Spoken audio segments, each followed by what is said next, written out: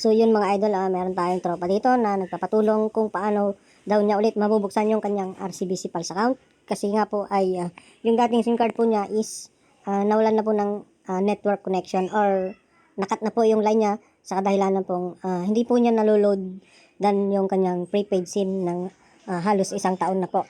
Hanggang sa tuluyan na po nag-expired yung kanyang SIM card. Yan, so ang mangyayari po doon pagka ganun po yung sitwasyon mo, yan, just in case po na nawala po yung SIM card nyo or nawala na ng connection yung SIM card nyo na nakaregister po sa inyong RCBC Pulse account, ay isa lamang po ang gagawin nyo ay pupunta po kayo ng RCBC branch para po magpa-update po ng bagong cellphone number po na i-register doon sa inyong RCBC payroll bank account po. So, panoorin po natin ang ating actual tutorial kung paano po natin ma-recover ang kanyang RCBC Pulse gamit po ang kanyang bagong SIM card mobile number. Yan, let's go!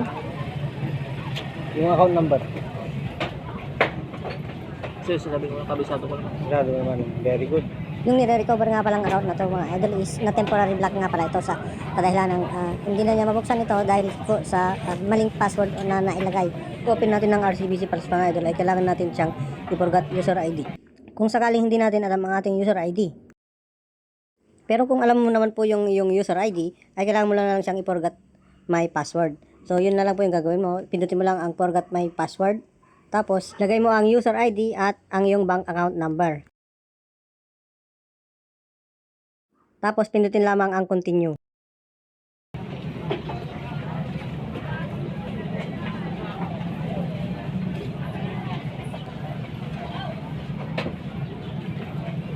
Sige.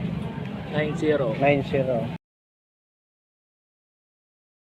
37. 777. 2. Okay.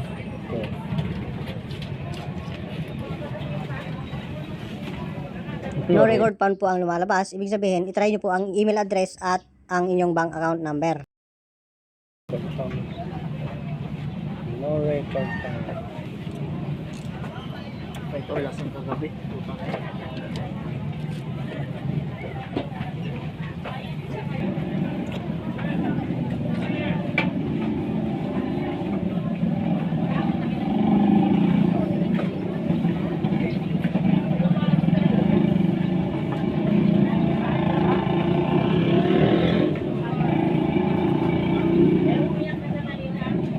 Ano kasi na ano mo yung account number mo 25. 9025.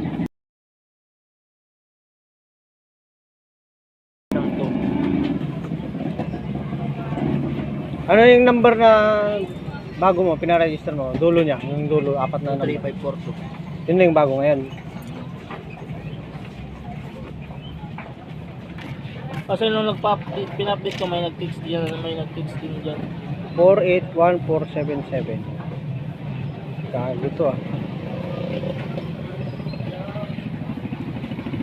4814.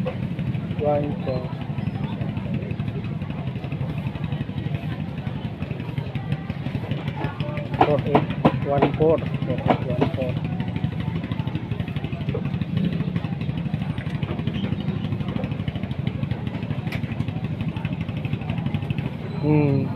Change password. Temporary password. Siyempre, yung temporary password 481477. Go, gagawa ka ng bagong password. Oh. Ikaw nagawa. Ano dyan? Yung hindi mo madaling makalimutan.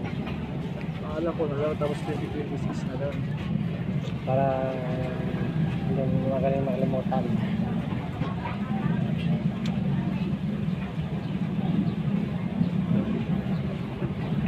Okay na to.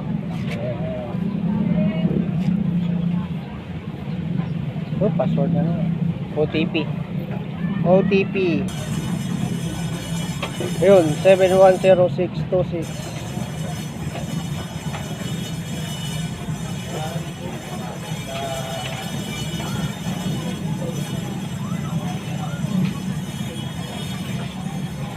You have successfully changed your password.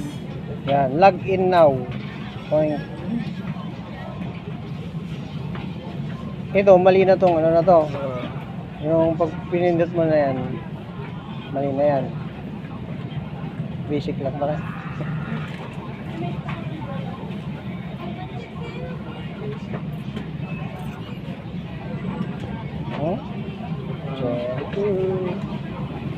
Nakaipon pa ata yung balance ko boss. Sa bill.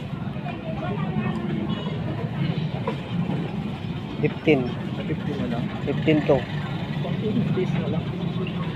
5 months pa.